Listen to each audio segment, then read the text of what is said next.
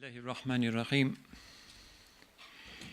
I'm grateful for the invitation to address you on this occasion, and I'm going to keep it quite informal and meditative as befits the time of year and the subject matter.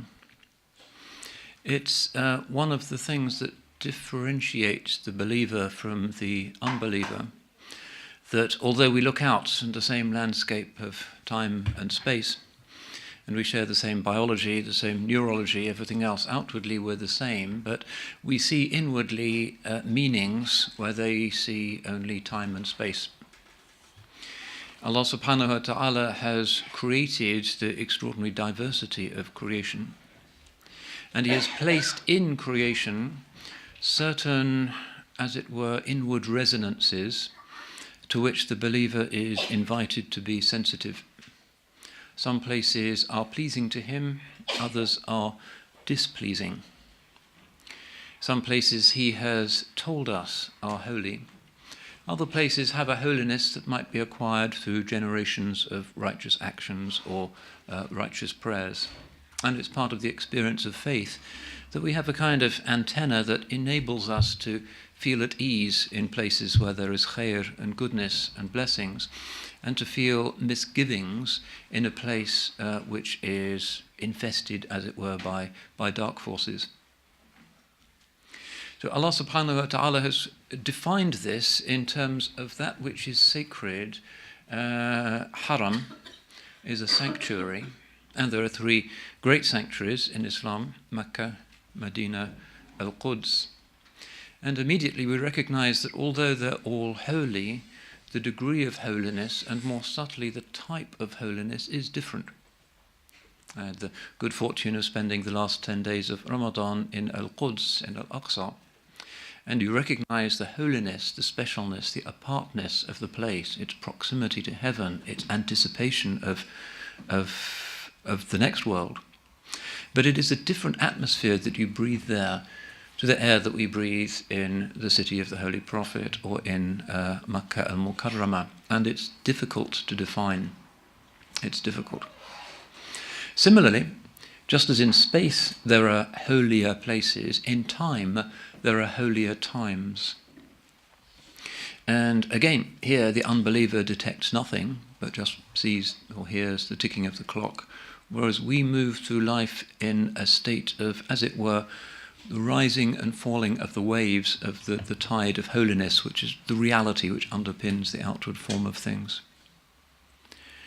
So we're told in a hadith, "Inna lillahi fi ayyami dahrikum lanafahat ala fata'arradu laha." Allah has in the days of your time exhalations, so open yourself to them. It does mean exhalations, nafahat.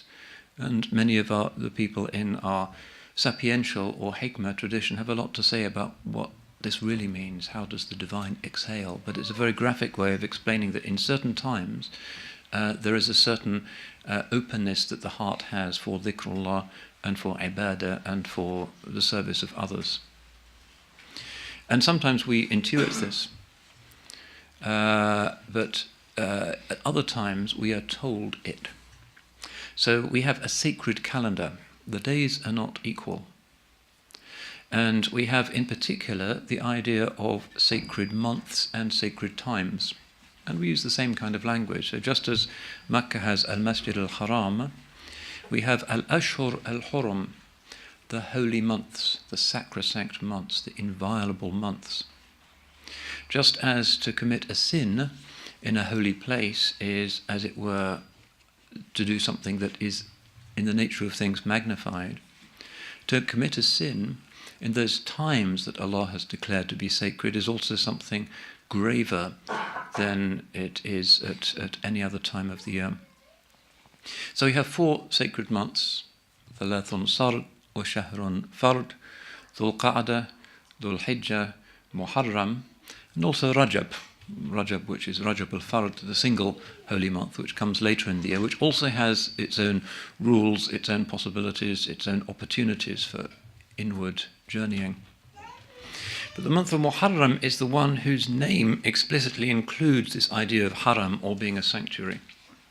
And it comes at the end of this great series of sacred times, Dhul Qa'dah, when our hearts start to move towards Allah's Masjid Haram, and Dhul Hijjah, when we are either there physically or there with our hearts and participate with the great sacrifice of the Hujjaj and the Eid al-Adha. And then we move on, and a very subtle thing, and the problem we human beings with human minds have is that this is to do with the unseen world, with the world of holiness, with things that can't be touched or taught or measured, and it's hard to pin down. You won't find definitions of this really in books of fiqh, anybody's fiqh. It's something that the Wijdan experiences. So what is it for Allah to have designed this holy calendar that's linked to the movements of the moon and the sun and the solar system itself? It's in the nature of the physical world, that leads up to this month that is called Muharram, which literally in Arabic means that which is made holy, that which is made sacrosanct. Well, it's a matter of mystery. We can only speculate. As are all of the important things of religion, we find it difficult to say anything meaningful in human language. But still we intuit it. And we do want, despite this mystery, to know what is the precise atmosphere of this time. Does everybody experience it the same way? Probably not. People experience the Haram of Mecca in different ways, although they all register, if they have any spiritual life in them, it's holiness. Holiness is this very, very subtle thing. It's like beauty. Beauty, when it's really there, is seen and experienced differently by different observers. So what is it that we experience in this particular time? And why is it that the divine wisdom, we might ask, has placed this particular time at the beginning of the year? It feels like the end of the year, because it's coming at the end of those 3 months. It feels like it's the end of something, but it's also the beginning of something, because it's the beginning of the new year. It's a kind of pivotal time. And also, what is the significance of these first 10 days and these nights? And what is the significance of Achoura in particular? And why is this singled out? So we're starting off with a lot of questions. And we've already indicated that probably we're not going to find exact answers, because these are to do with the spirituality of things. We know, however, that in the prophetic tradition, Achoura and the other 10 days are preferential times for fasting. So maybe that gives us a clue. Hadith in Tabarani says, Man sama yawman, whoever fasts a day, min al-ashr al-awail, of the first 10 days, kana lahu bi kulli yawmin thalathuna yawma. For every day he fasts, he will have, as it were, 30 days. So the reward of these fasts is magnified 30-fold. So that immediately signifies real sanctity, just as the prayers in the Masjid al-Haram magnified hundreds of times. So also our fast is magnified.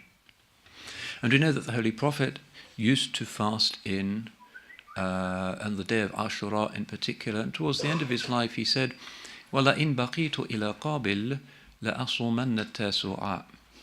If I am given to live to the next year, I will fast the 9th as well. And he asked, when he came to Medina, what is the significance of this? And he recognizes this, and the hadith goes on to say, هَذَا يَوْمٌ أَنْقَذَ اللَّهُ فِيهِ مُوسَى. This is the day on which Allah saved Musa. And this immediately opens up a whole range of other traditions, some of them firmly established, others in the realm of popular history or mythology, but all of them pointing towards the same truth, which is that this is a time of beginnings, not just of the calendar, but of something larger, and a time of endings. And that's the nature of dunya. Everything is cyclical, like the moon is cyclical, the year is cyclical, human beings are born, they flourish, they die, everything comes and goes, everything moves in circles except for the divine, which doesn't move but is absolute being. So we have, for instance, the idea that Adam's expulsion and or his reconciliation happen on Ashura.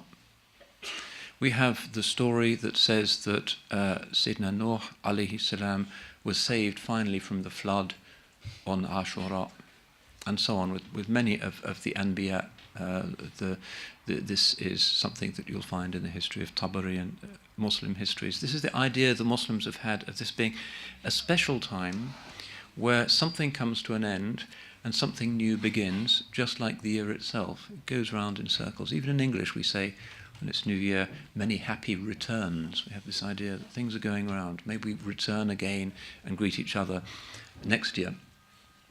So we have already this idea of the specialness, and the hadith which is narrated in Sahih Muslim, Achoura yawmun min ayyamillah. Achoura is one of the days of Allah. Every Muslim recognizes there's something about it, spiritual radiance, radioactivity, power. How we define that, if only we could, if only physicists with all their brilliant equipment could one day produce a meter that could tell us what times and what places are particularly full of barakah, but that meter is the human heart. Science has its limits. Now, if we, as it were, fast forward it and we say this is a day that has been important throughout sacred history in this mysterious way, a time of fasting, and fasting always means repentance, renunciation, moving away from dunya, recognizing the fleeting nature of things, our absolute weakness and dependence on the world, and the need for sabr. And we move it to the story of Islam. We find another register of this, which is that the divine wisdom determined that in the history of the Ummah, some of the most traumatic and heart-wounding events in our history happen at this time. And again, we would really like to know why at this particular time, why Achoura, why this time of Tawbah, why this time when prophets were released. But this is probably beyond us, but we know that there's a deep wisdom there that is going to enrich us and help us to be healed. And we know also that this is something to do with Tawbah, not just somebody's Tawbah maybe long ago, but the Tawbah that we need ourselves. Sacred history is there not just to inform us about stuff that happened in the distant past, but to explain that things move in circles, and therefore Achoura always comes again. And the recollection of past tragedies is always something that's only useful to do if it helps us to move on, and to move on in our own personal journey of sacrifice and tawbah. And this is the way in which the Ummah has always received this. Now, it is not the nature of Islam to be suspicious about the divine purpose. Ours is an upbeat, optimistic religion. Sayyidina Adam and Hawa alayhim as-salam were expelled, and then how quickly Allah gave them the words, and they were forgiven. This is the divine nature. He is Rahman. It is not our nature to see only the shadows in the world. It is our nature to be hurt by them and to wish they were not there. We also know as believers that the shadows are part of how things have to be. We often ask, why do I have toothache? Why is my doll broken? Why did my car crash? Why did my daughter not survive her chemotherapy? Whatever it is, we all have that question, and it's natural to ask that. The Holy Prophet ﷺ was a person who was so frequently afflicted. And the wisdom of faith says we, as human beings, feel pain, and we are designed to feel pain, spiritual as well as physical pain. It's part of the thorny path that we tread in this world, but we know that that's an inevitable consequence of the existence of the world itself. Allah subhanahu wa ta'ala says that He is nuru samawati wal ard, the light of the heavens and the earth. And again, the mind struggles to work that out. What does it mean, light, as physicists would understand it, which has a speed and photons? And well, evidently not. But still, the metaphor, the mathal, is going to give our heart some kind of pointer. The light of the heavens and the earth. In other words, the emanation, the faid, the outflowing of the divine being, which is the only true being, is something that is here as well as there, that is here as well as up there, and that al-wujud al-haq lillah, true being is God's being.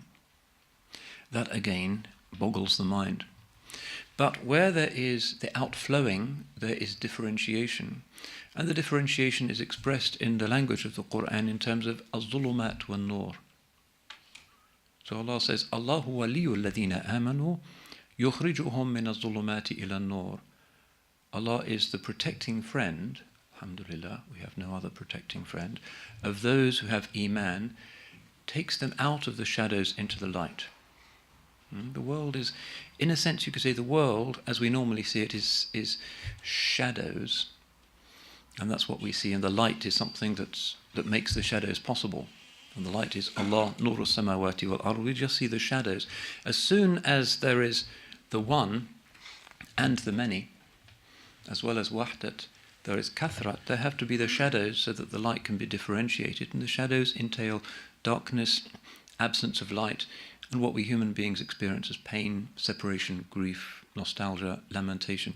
It's part of the fabric of the created world that as soon as there is distance from the divine perfection, there is what we experience as imperfection. That's what it is to exist in the world of manifestation. So we know this, and we accept this.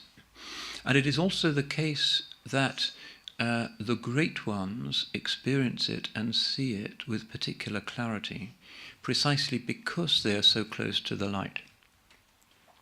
In the case of the Blessed Founder himself, we find that he is, in many of our traditions, the first entity to be created. And we speak of a Nur al-Muhammadi, the light of Muhammad. And in many of our metaphysical systems, across the denominational spectrum of Islam, we find this idea of the first manifestation in the world of the non-divine to be the prophetic principle.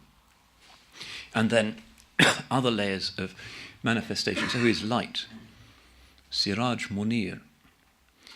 But at the same time, he really experiences the shadows, because having been to the light on the night of the Mi'raj, the point that even the greatest angel couldn't reach, into the light, he comes back into that shadowy place called pagan Makkah and deals with the realities of the world out of his rahmah. So because he is rahmatul lil alameen, he does not remain with the light, even though that's his natural home, but he comes to help us and to sort us out, because his people needed the light. And so he experiences the pains of this world. And he experiences the shadows, he sees them, and he weeps when his sons die, and he weeps when he sees his companions suffering. He weeps when he sees the ignorance of his own people. And this is why we have this challenging hadith which says, أَشَدُّ النَّاسِ بَلَاءً الْأَنْبِيَاء ثُمَّ الَّذِينَ يَلُونَهُمْ. Those who are tried the most grievously are the prophets, and then those who succeed them, those who are nearest to them. And the mind boggles and says, if these people are so beloved to Allah, if Allah truly loves a human being, whether it be the founder, whether it be his grandson, or whoever it might be, or my sainted mother-in-law who never misses a prayer, why do they get sick? Why do they suffer? Why this tribulation? This is again one of the mysteries of dunya, but it is in a sense part of the nature of wilaya, that in the process of coming from the darkness into the light, the completeness of the journey is measured by the fact that they truly experience and witness the suffering that exists in this dunya. And this is a deep mystery. The problem of suffering, the problem of evil are deep paradoxes. We'll say a few things about Mullah Kashifi, Hossein Varis Kashifi, perhaps one of the greatest scholars of this ummah who have reflected on this dark mystery of suffering and why the innocent lamb is unjustly slain, and who have found in that contemplation something that helps them to break their pride, something that helps them to remember the inevitability of death, something that helps them to pay less attention to the next shopping trip and what they can do with their credit card and all the other dunya stuff that the ego craves, to remember the reality that this is a world that's made up of shadows as well as light, and a world that moves in cycles, and that our greatest certainty really in the world, whatever our religion might be, is that our cycle will turn and one day we will return to the earth. There is a certain breaking of our pride and our unrealistic aspirations in recalling the fact of suffering. But this recollection is always done in due balance, and this is because of what we refer to as the optimism of Islam. When the Holy Prophet's own son Ibrahim died, he wept. What a calamity. Calamity for him, for his family, for his people. And his tears fell. But he said, وَلَا نَقُولُ مَا يُسْخِطُ الرَّبِّ. We will not say something that will anger the Lord. وَإِنَّا عَلَى فِرَاقِكَ يَا إِبْرَاهِيمُ لَمَحْزُونُونَ. And we are sorrowful, O Ibrahim, at the parting from you. This is the perfect prophetic adab. He wept as a human being, fully human being, he wept.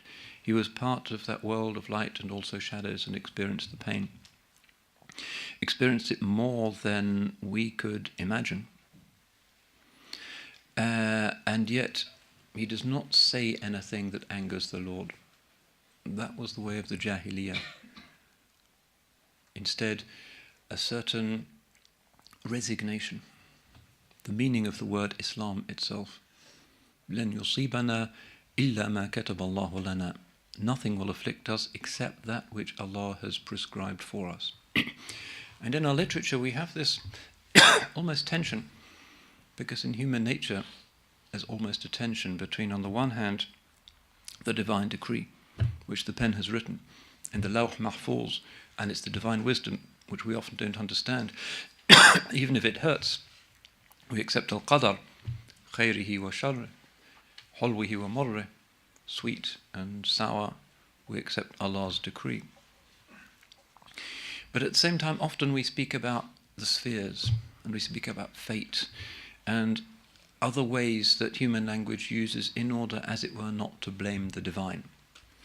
So we find this quite a lot in our literature. We talk about charkhi falak in Persian, Turkish, Urdu, a lot of languages, the wheel of fate, which is simply the poet's mu'addab, or well-mannered way of referring to the divine decree and allowing the poet to produce what sounds like a complaint, while not compromising the poet's muwahhid awareness that everything is the divine decree, and that those who are innocently slain are in paradise. وَلَا تَحْسَبَنَّ الَّذِينَ قُتِلُوا فِي سَبِيلِ اللَّهِ أَمْوَاتًا بَلْ أَحْيَاءٌ عِنْدَ رَبِّهِمْ يُرْزَقُونَ. Divine commandment. Do not think that those who are killed in Allah's path are dead. Rather, they are alive in the presence of their Lord, receiving provision. That's good news. So on the one hand, the prophetic way to weep, to recognize that there is tragedy in the world, that's part of our full humanity. On the other hand, to be balanced and, in a sense, to be grateful to the divine for receiving pure souls into his mercy. And this is what makes life bearable, the hope and the optimism about the one who has called himself Ar-Rahman before he has called himself anything else. So I said I wanted to read something from Mullah Kashifi, who has this really amazing book, Rawdat al-Shuhada, which generally the Ummah has recognized as its greatest recital of this particular, the spiritual significance of recognizing the shadows that exist in the world in a balanced way. And it culminates with the suffering of Imam Hussein, of Karbala, of the sufferings of the Ahl al-Bayt. And for this reason, it's a neglected, at least to those of us in the West who are a bit divorced from this tradition, a neglected classic that actually shows how these things unite us. He was from Afghanistan, but the book is really popular in Iran. The Rawze Khani is a popular Iranian thing to this day, the first 10 days of Muharram, because it's divided into 10 chapters, so that one chapter is read on each of the 10 days. But also really popular amongst the scholars of India, of all denominations. Really popular in the Ottoman Empire, which was, of course, a Sunni state. So that one of Turkey's best-known poets, Fuzuli, translates the whole thing into Turkish. Hadiqat al-Su'ada, the garden of the blessed. And it becomes one of the great classics of the Turkish language, and all of the sultans have copies beautifully written for them, and it's something that reminds us that this actually unites us, just as the experience of suffering unites humanity. So also, this time of Muharram, when we have the end of the old, the beginning of the new beginnings, but the reminder of death, suffering, misfortune, the Charkhi Falak, this is something that unites the Ummah. So I used to live in Istanbul, and in Muharram they have all kinds of very special things that they do that are from this tradition. And one of them is that they recite from the minarets of the Great Mosque of Istanbul for the first 10 days of Muharram certain marsiya, which is a kind of lamentation or an ode or an expression of gratitude for the life of Imam Hussein. Very beautifully done. I used to live near the Fatih Mosque in Istanbul and would hear this regularly above the traffic and the honking and the ambulances. You could hear this soaring voice. It's still a living tradition. Similarly, every year in Turkey, the tradition is for the Prime Minister or the President, Erdogan now performs this office, to go to the Mosque of Sunbul Sinan, which is in the Koca Mustafa Pasha district of Istanbul, where they have had for hundreds of years, on Achoura in particular, a very beautiful dhikr from Zuhr until Asr, I don't know why, but early afternoon, where they have the marsiya and the maqtal as written by the great Ottoman poets of the past. If you're in Istanbul at the time, it's a very beautiful thing and has a very distinctive Turkish thing. And the last time Erdogan went, he said, Karbala is an event that unites all Muslims, because it's the calamity of the death, the martyrdom of the Holy Prophet's grandson is something that brings tears to the eyes of everybody. So Mullah Kashifi's book is a reminder of how these things should be points of convergence in an age when many of the enemies of Islam want to pull us apart. These texts remind us that the deep logic of things actually should be understood as pulling us together. So let me just read a few things, because there's always a particular blessing that comes from hearing the words of souls greater than our own, souls from the past, from great ages of faith. This is really a pathetic tiny little drop from the Rawdat al-Shuhada, which is in hundreds of pages in the original Farsi. And this contains poets from other traditions as well, so it's a very loose relation to the original. But here is a reflection that indicates where Mullah Hussein Kashifi wants to start. So just to run through the 10 chapters so that you get a sense of what happens in this tradition on each night of Muharram, of the first 10 days. Chapter 1, the tribulations of the prophets. Chapter 2, Quraysh persecute the Master of Goodness, the Holy Prophet. Chapter 3, the death of the Master of the Messengers. Chapter 4 is about Fatima az-Zahra. Chapter 5, aspects of the life of Imam Ali. Chapter 6, virtues of Imam Hassan. Chapter 7, virtues of Imam Hussein. Chapter 8, the martyrdom of Muslim bin Aqil. Many of you all know that story. Chapter 9, Imam Hussein arrives at Karbala and fights the enemy. So that's kind of the climax of the whole recitation. And it's an amazingly beautiful, lyrical, powerful Farsi. It's really one of the classics of the language. Chapter 10, events after Karbala. And then there's a finale and a lot of prayers at the end. So that's the basic structure of it. You can see that the logic, the drama of it leads up to the battle itself. But the way he starts is by talking about the calamities of experienced by the Anbiya. And what I've done here is to take a translation of a Turkish text. Ziya Pasha lived about 200 years ago. He was a well-known Turkish poet who was famous for his love of the Ahl al-Bayt and his narratives, marsiyas about Imam Hussein. I don't think he wrote a maqtal. Generally the maqtal literature is rather earlier in Turkish history. But this is a translation of the way he begins this. The father of mankind was cast from Eden's happy plain. As place of trial for Abraham, his offspring's neck was ta'en. The grief of separation from his son was Jacob's bane. The saintly Yusuf's biding place was e'en the jail and chain. Ailments and aches of frame and limb Ayub made groan in woeful vein. And Zachariah to the sore must needs his head constrain. The prophet Yahya was beheaded by fell tyranny. Isa the fatherless endured full much of grief and pain.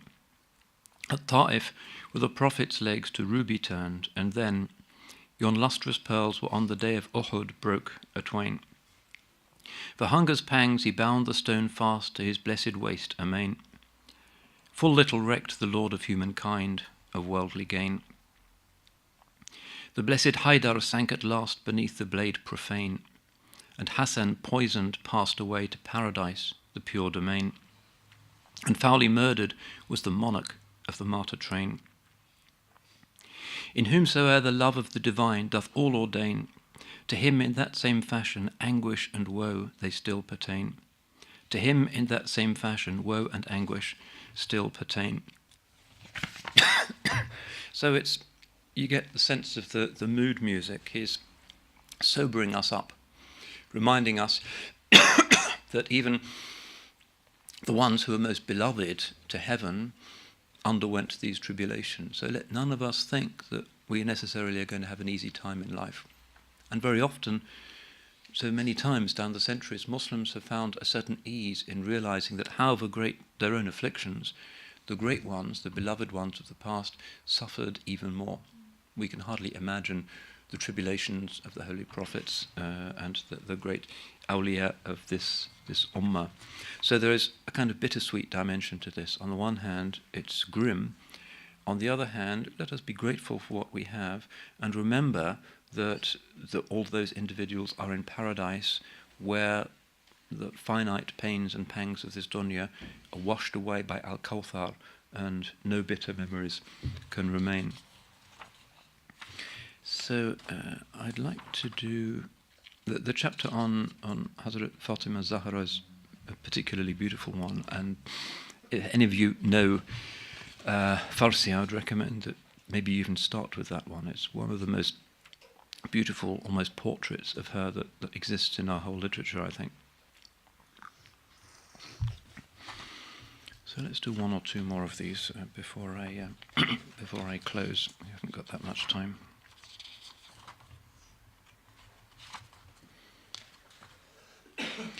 Yeah, let's just move on then to the ninth chapter, which is the catastrophe of Karbala itself.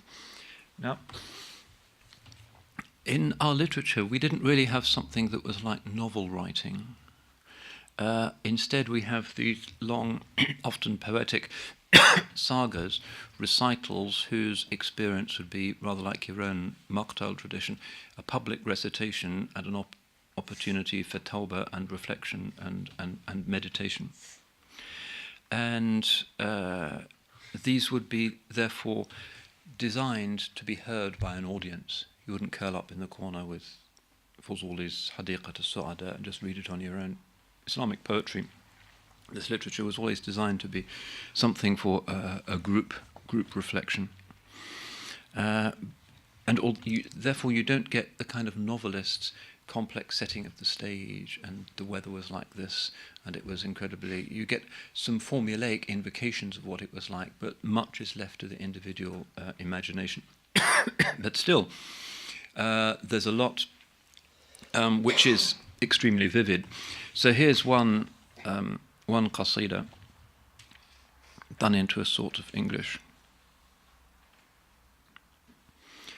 O hear my tale, my noble thane, let me amain your time detain, help me unwind my tangled skein, with the sword and the sand and the angels twain.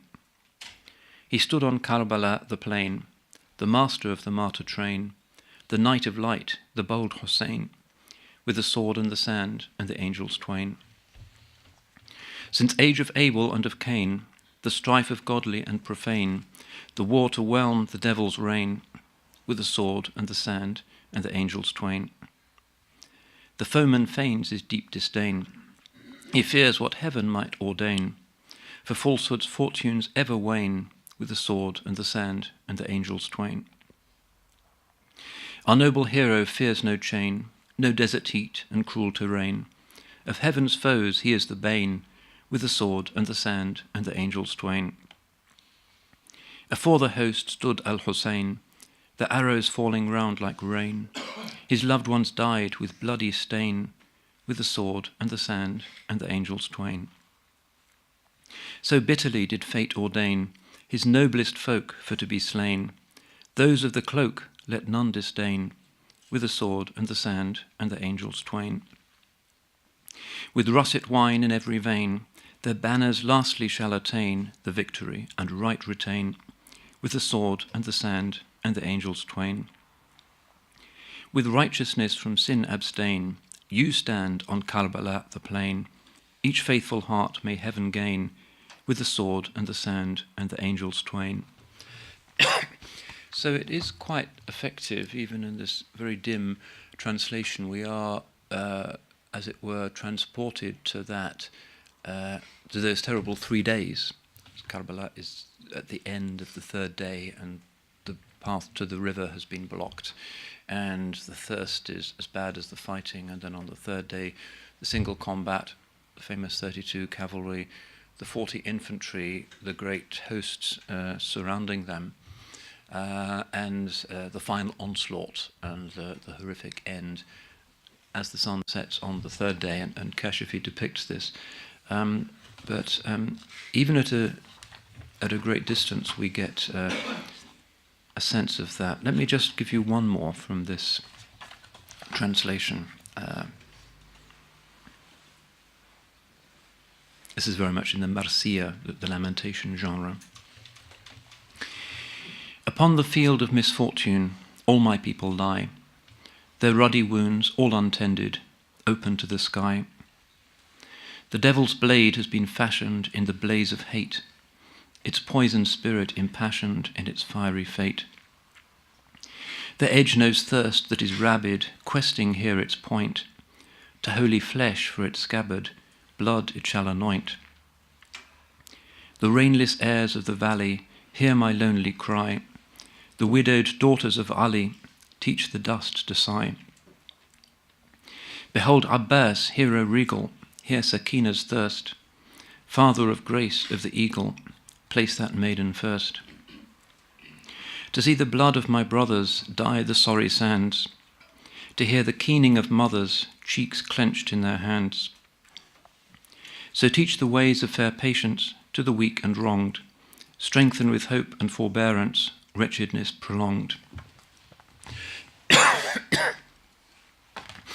So you can imagine the dramatic impact of this in much better Farsi. And 10 successive days, say in Lucknow or Saharanpur, or a great centre where of India, where people really savor the power of the Persian language and are really transported back to empathize and to stand along with the victims of Karbala. And the end of it all is, of course, the turning of a new page and hope. Just as the Shuhada have been translated to the mercy of their Lord and to the gardens where all suffering is washed away. So also, we should feel that every affliction that overshadows us in our lives, the sickness, the death of friends, the suffering of people in many parts of the world, the shadows that exist in this complex dunya, that they are ultimately only shadows. Allah speaks of the shadows and the light. Light in the Quran is always one. Allah is the light of the heavens and the earth. The shadows always plural, because shadows are the world of multiplicity, the world of the many, where we inhabit. We inhabit many things, and our job is to infer from the many the necessary existence of the one. But what is the relationship between the reality of the shadow and the reality of light? There's no equality, none at all. The shadow is completely dependent on the light for its being. If there were no light, how long would the shadow survive? It's purely contingent. It has to be there as part of the manifestation in dunya, and we're in that dunya with our massive ignorance, and we suffer and we hurt, and others suffer and hurt, but it's all part of what will pass away.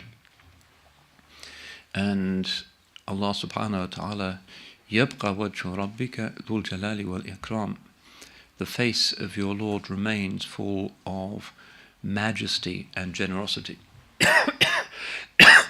And at the end of the journey, of each and every person who has realized that there can't be shadows without there being a light, the basic wisdom of the believer. The basic wisdom leads us ultimately, albeit a journey that in the next world may be an extended one, to the divine throne and to the light of lights, Nur al-Anwar, and the great blessing of the ru'ya, the vision of the face of the Lord subhanahu wa ta'ala. That's the end of the road for those who in this world go through this vale of tears.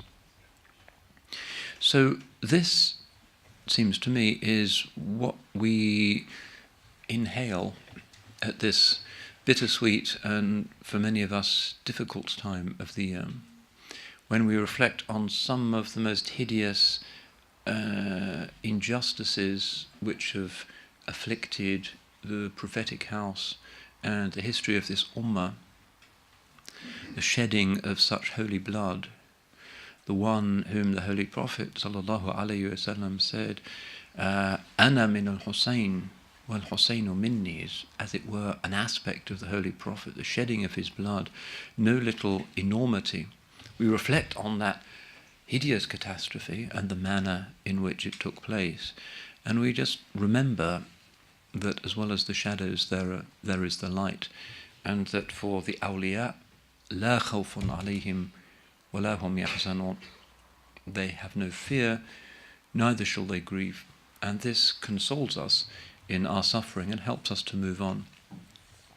So it seems to me that this is a good message for us, not just at this time of year, but generally at this juncture in the history of the Ummah, where there seem to be such strong shadows, and where there seems to be so much darkness in so many hearts, so many perverse misinterpretations, so many exaggerations of differences, so much emphasis on self-righteousness, and so much forgetfulness of the divine name Ar-Rahman.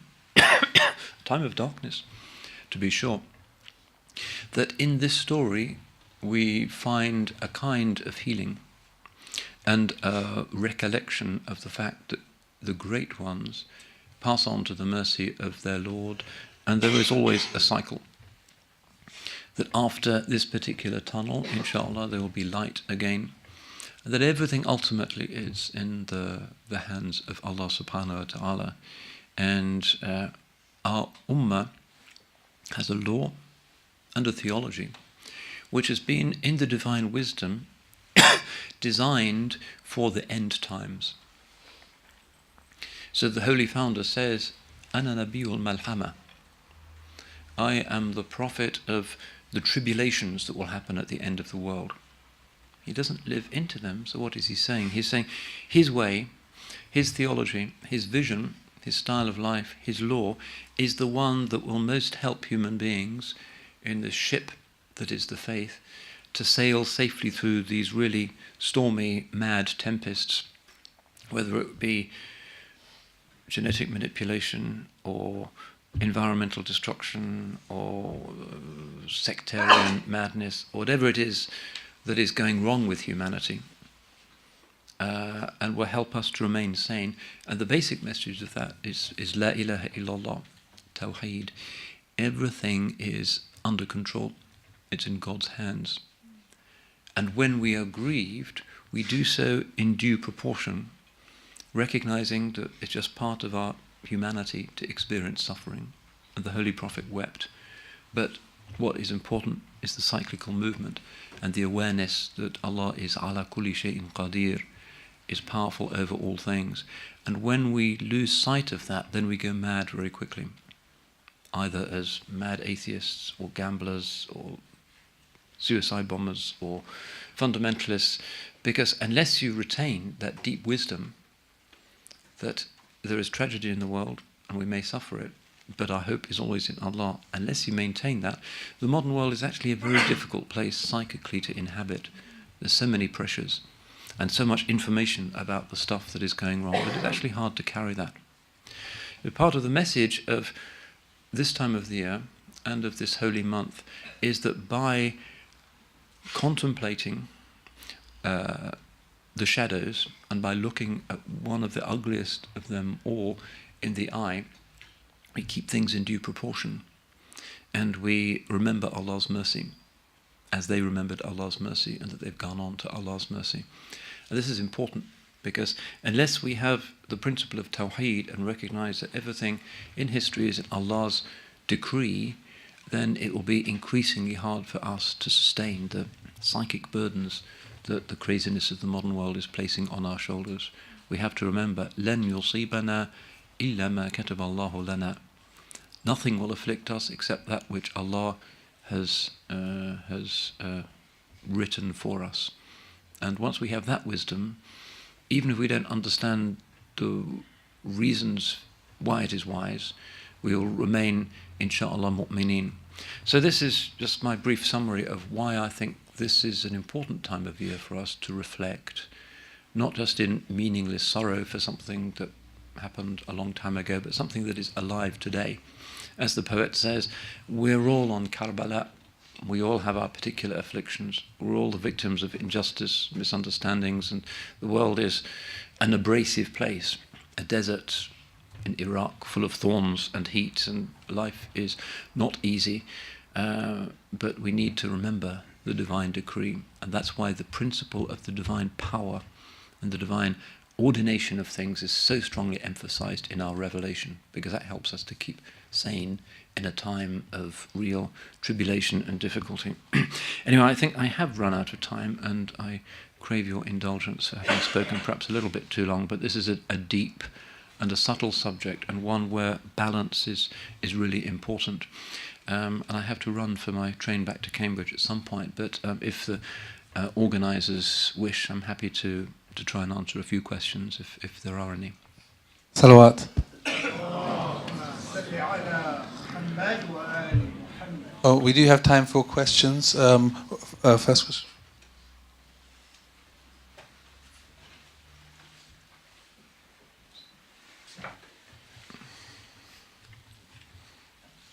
Assalamu alaikum. Alaikum salam. Thank you kindly. My question is, I suppose, a rather simple one. It's to do with at the end of your talk, you mentioned the inculcation of this divine wisdom. that we need told. And we sort of live in this treacherous, postmodern, materialistic, decadent capitalist world with a 24-hour news cycle of doom that's sort of tearing apart the Ummah. Now, do you have any suggestions as to how you inculcate this wisdom, say in younger people, children, the youth, who are facing a world that seems to be full of senseless calamity? You know, remembrance. You know, it's so easy to forget what it is that makes us human. For example, is there anything one can do to instill that in people? Yeah, essentially what people need is zikr, to remember Allah, and the fact that, as one of my teachers put it, an infinitesimal distance behind the surface of things there is the divine beauty and truth and power and light, and at the deepest level everything is under control, even if on the surface there seem to be storms.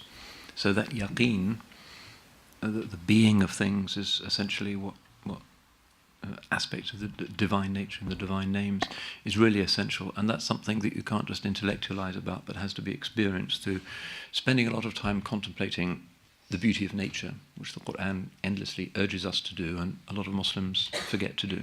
We are asked to look at Allah's signs because it enhances Iman in a very subtle and direct way, and also to make dhikr, mutlaq al-dhikr, whether it be praying, reading Quran, any salawat people might have, all khair, if it reminds them of reality. So we need to give our children in particular a lot of connection to nature, because their souls are naturally, young people are naturally believers, and they're smart enough to see that all of this can't just come out of some void, but the most obvious explanation is that it has a designing, ordering force behind it, and to give them that very strong yaqeen, not just by telling them bedtime stories, but by showing them the realities of the physical world, and by giving them a lot of dhikr, and exposing them to beauty all the time, as much as possible. Let's show them beautiful things and keep them away from ugliness. Ideally, don't have a TV in the house, don't allow the kind of crazy, because unfortunately, the mass media, the entertainment industry nowadays is basically, well, almost entirely driven by the desire for money. And what attracts people is in our perverse age, ugliness and cruelty and obscenity, and not really beauty and harmony. Because beauty and harmony involves stillness and reflection and contemplation. Whereas ugliness is often something that's hurried, that's vicious, that's cool, that's snappy, that can fit into a tweet. That's the nature of wickedness. The shaitan moves very quickly and shifts, whereas serenity and what the heart craves is stillness, and that takes time. And there's even evidence that the human brain is being reconfigured by the fact that young people are endlessly distracted by message after message after message, and even the capacity of the mind for religious conceptualization and dhikr may be being impaired, because we're not designed for this. We're designed for what human beings have always lived as, which is hunter-gatherers on the African plains or something. For 99% of our history, that's how we've been. We weren't tweeting, but actually things were kind of quiet and reflective and probably boring most of the time. And that's what is natural to us, and that's when we feel at ease. When we're constantly doing stuff, we're more likely to malfunction, to get stressed, to get depressed, to have all kinds of strange dieting disorders or whatever it is that happens to the young people nowadays. So this endless distraction, which is how people make money out of us, the latest message, is really destructive. We need to keep young people away from that for as long as possible. Not easy. Not easy. Any questions from the lady side?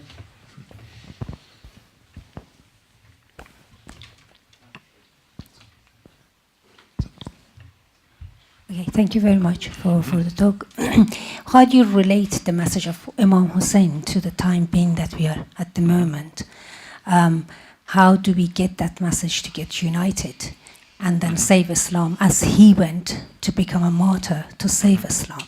It seems for me, the Muslim, whether they're Shia or Sunni, they don't follow what he's done years and years ago. What's your response or your suggestion on that? Well, I mean, partly it's what I've been saying, which is that what unites us is the experience of humanity, the experience of suffering. We're all, we've all tasted some small drop from the cup of martyrdom ourselves, and that's why the story immediately speaks to us. I think we need to recall, as Erdogan says he is trying to do, the fact that these events and those times actually should be read as uniting us rather than dividing us. There's so many people in the world who are terrified of Islam, terrified of its demography and its power and its growing strength in the West, and they really want to divide and rule and tear us apart. And the message of the great ones and the great imams throughout Islamic history has been that this ummah should be one ummah, and this is something sacred. The Holy Prophet says, if you see somebody damaging the unity of the ummah of Muhammad, then fight him, whoever he might happen to be. Unity is really important. And the trauma of those early times is that people felt that the garment of Islam was starting to be torn. And we need to be very wary of that.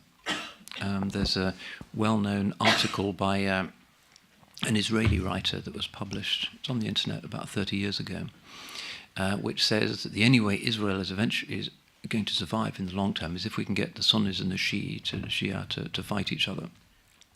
And that's something that we really needs to sober us up. But if we return to these initial moments and actually look at them, we find that there's always areas that the scholars will argue about, and that's what they're there for. But the basic message of it, suffering, tawheed, sacrifice, nobility, justice, injustice, the prophetic family, are things that should unite us. And we need to get into the mindset that says, let's look for what unites us, rather than do what the shaitan and our enemies and the ego wants to do, which is to find faults in other people, which is, that's the demonic tendency within us. If instinctively we're always looking for faults in people when we meet them, then we'll never get that unity. Thank you. Next question. Yep. Given that the events of Karbala happened very early in Islam, given that the events of Karbala happened so early in Islamic history, in the early time of the Caliphate, what lessons does it can we learn about the relationship between Islam and political power and the potential corruptions that brings? Well, I suppose it's one of those timeless stories full of archetypes. The idea of the misuse of power versus a righteous but apparently hopeless sacrifice.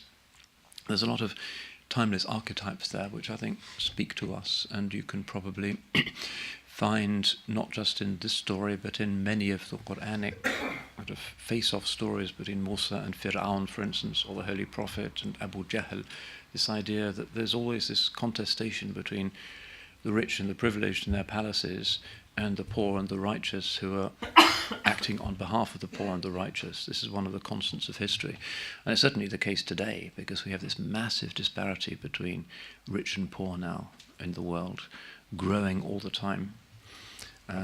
I was recently in Russia, where about 20% of the country's wealth is owned by about 100 people. So you see grandmothers begging on the streets, and then you have these oligarchs with their obscenely huge mansions. That's exactly what this story is about. It's about religion being on the side of the poor, the downtrodden, the mustada'afin, the oppressed. How you interpret that in terms of the current political reality is something that Muslims aren't united on. But the basic principle of moral outrage in the face of pharaonic hard-heartedness is something that's timeless. Any questions from the ladies' side?